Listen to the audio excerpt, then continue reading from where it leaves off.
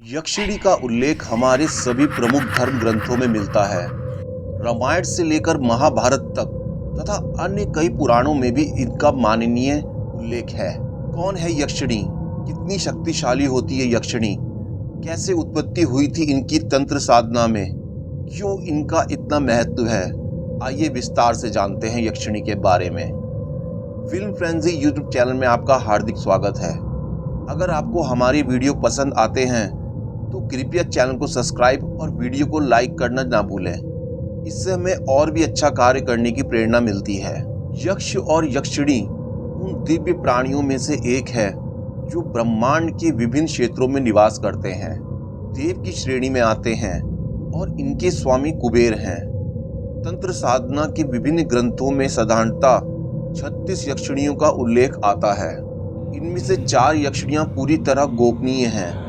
इन 4 गुप्त यक्षिणियों के बारे में कोई नहीं जानता। 32 यक्षिणियों में हर एक यक्षिणी का एक विशिष्ट मंत्र है। इन्हें सिद्ध करने से सुख, सौभाग्य, ऐश्वर्य, सफलता, वैभव, पराक्रम, संतान, सुख, मन चाही उपलब्धि, रत्न आदि प्रकार का सुख प्रदान करने वाले तथा शत्रु का भय दूर करने वाली है। अगर इन मंत्रों का विधि विधान से उच्चारण किया जाए तो मानव जीवन की समस्त परेशानियां हल हो सकती है। बिना किसी गुरु के और बिना किसी अनुभव के किसी भी मनुष्य को इनको सिद्ध करना उचित नहीं है। यक्षिणी का वर्णन हिंदू धर्म के अतिरिक्त जैन तथा बौद्ध धर्म में भी बड़े विस्तार से किया गया है। रामायण और महाभारत में तो यक्ष और यक्षिणियों का वर्णन कई स्थान पर मिलता है। रामायण काल में ताड़ का एक बहुत शक्तिशाली यक्षिणी थी जिसका वध भगवान विष्णु के अवतार श्री राम के हाथों ही संभव था। सुर सुंदरी, मनोहरिणी, कनकाई, प्रतिप्रिया, पद्मिनी, कामेश्वरी, अनुरागनी, शेषानी, करण पिचाशनी, धान्या, नटी, विचित्र आदि इनके नाम हैं। यक्षिणियों को सकारात्मक शक्तियां और पिचाशियों को सकारात्मक शक्ति के रूप में जाना जाता है। इनकी उत्पत्ति के 2 मुख्य विवरण हमें अपने धर्म ग्रंथों में मिलते हैं।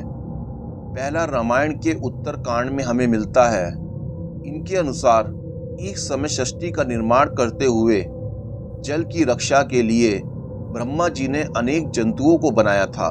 प्रजापति ब्रह्मा जी ने उनसे कहा कि तुम यत्न पूर्वक मनुष्यों की रक्षा करो। तो उनमें से कुछ प्राणियों ने कहा रक्षाम अर्थात हम रक्षा करते हैं, और कुछ प्राणियों ने कहा यक्षम हम उत्तरोत्तर वृद्धि करते हैं। जिन्होंने रक्षाम कहा था वे राक्षस हुए और जिन्होंने यक्ष कहा था वे यक्ष हुए।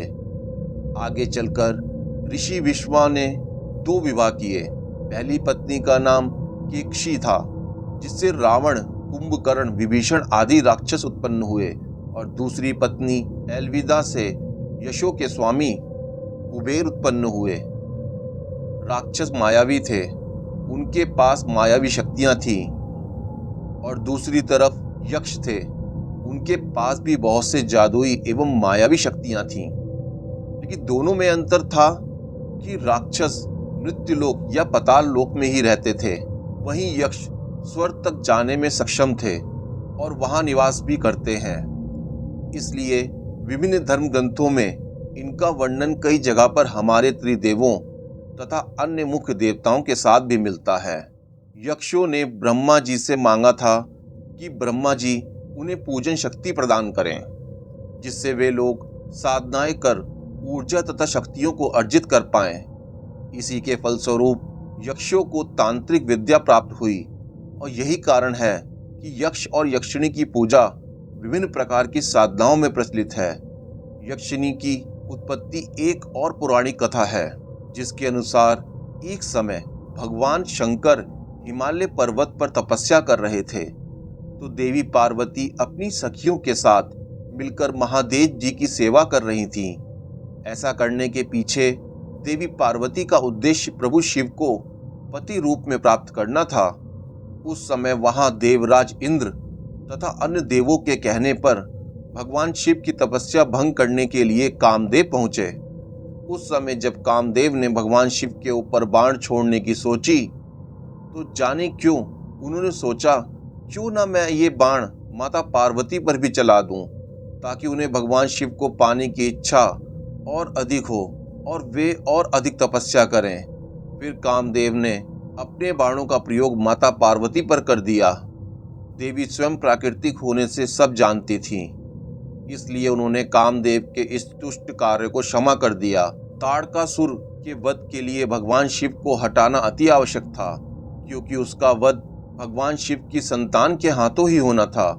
भगवान शिव देवी सती के वियोग के कारण गहन समाधि में चले गए थे, इसलिए उनको ऐसी अवस्था में देखकर देवताओं ने कामदेव को भेजा था, क्योंकि उन्हें ज्ञात था कि माता पार्वती ही माता सती है और तब माता पार्वती का भगवान शिव की संगनी बनना निश्चित था।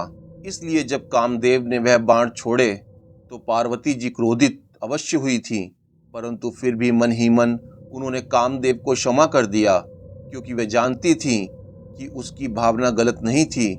पार्वती जी ने कामदेव को क्षमा तो कर दिया, लेकिन उन बाणों से माता पार्वती के माथे पर पसीने की बूंद आ गई। उन बाणों से उनकी भावना पसीने के रूप में बाहर आ गई थी। तब माता पार्वती ने उन बूंदों को हाथ से पोंछकर जमीन पर पटक दिया और वो बूंद लाखों में बिखर गई और पृथ्वी सहित ब्रह्मांड के अलग अलग जगहों पर गिरी। जहां जहां वो बूंदें गिरी वहां वहां एक यक्षिणी उत्पन्न हो गई। देवी की ही अंश से उत्पन्न होने के कारण वे सभी शक्तिशाली तो थी ही, परंतु कमात और भी थीं। उसी के कारण वे सभी व्यक्तियों और ऋषियों को छूने लगीं। इस पर उनको श्राप दिया गया कि वे तब तक देवता तुल्य नहीं हो सकेंगे जब तक कोई व्यक्ति उन्हें पूछकर उनकी साधना नहीं करता। यक्षिणी साधना का विधान ऐसे ही हमारी धरती पर आया था। कामदेव का भगवान शिव पर बाण चलाने का वृत्तांत शिव पुराण में भी मिलता है, जिस पर भगवान शिव ने क्रोधित होकर कामदेव को अपना तीसरा नेत्र खोलकर भस्म कर दिया था। यक्षिणी बहुत ज्यादा शक्तिशाली होती है, इसलिए उनको प्रसन्न करना बहुत कठिन है, क्योंकि उनके पास अलौकिक शक्तियां होती हैं और वह हर एक कार्य को संपन्न करने में सक्षम होती है। पृथ्वी, पाताल, स्वर्ग आदि सभी लोगों से जुड़ी हुई हैं और वह सभी लोगों में भटकती हैं। वह भी चाहती हैं कि उनका श्राप नष्ट करने वाला उन्हें कोई मिले। वह सच्चा भी होना चाहिए। भले साधक माँ के रूप में उनका श्राप नष्ट करे, बहन के रूप में नष्ट करे या पत्नी प्रेमिका के रूप में नष्ट करे। अगर कोई साधक ऐसा कर पाता है तो बदले में वे अपने साधक की हर इच्छा पूर्ण करती है। यक्षिणियों की संख्या अनंत है। कुछ सौम्य होती हैं, कुछ उग्र स्वभाव की होती हैं। ये आपके मन मस्तिष्क पर हावी भी हो सकती हैं। इनकी सिद्धि से पूर्व अपने इष्ट देव की सिद्धि होना आवश्यक है। यक्षिणी भी अपने साधक की बुरी तरह परीक्षा लेती हैं। थोड़ी सी भी गलती हो जाने पर ये उसी साधक को कष्ट भी देती हैं। इसलिए इनकी सिद्धि से पूर्व सभी आवश्यक सावधानियां बरतनी चाहिए। जय मां पार्वती। आज के वीडियो में बस इतना ही। आशा करते हैं कि आपको हमारा ये वीडियो पसंद आया होगा। कृपया इसे लाइक और शेयर अवश्य करें। किसी भी प्रकार की त्रुटि के लिए आप सबसे क्षमा याचना करता हूँ। धन्यवाद।